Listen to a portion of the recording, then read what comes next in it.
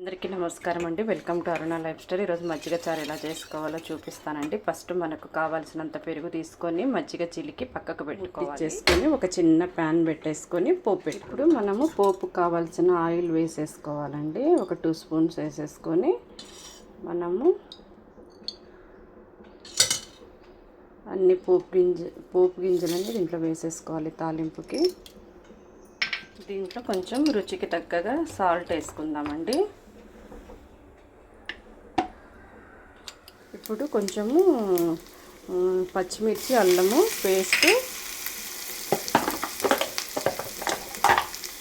తర్వాత కొంచెం కరివేపాకు,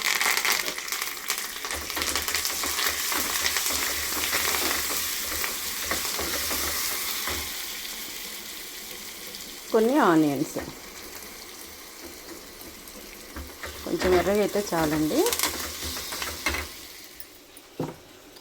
ఇప్పుడు దీనికి రుచికి తగ్గ సాల్ట్ వేసుకోవాలి.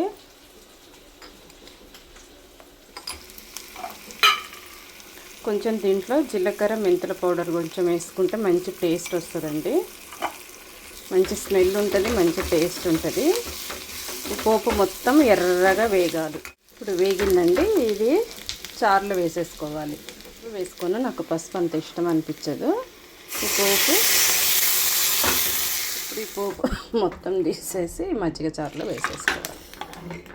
సరే కదండి, మజ్జిగ చారు ఎంత బాగుందో, అన్నీ కరెక్ట్గా సరిపోయినాయండి. మీరు కూడా చేసుకొని ఎంజాయ్ చేయండి. మరి ఒక వీడియోతో కలుసుకుందాం. Bye bye.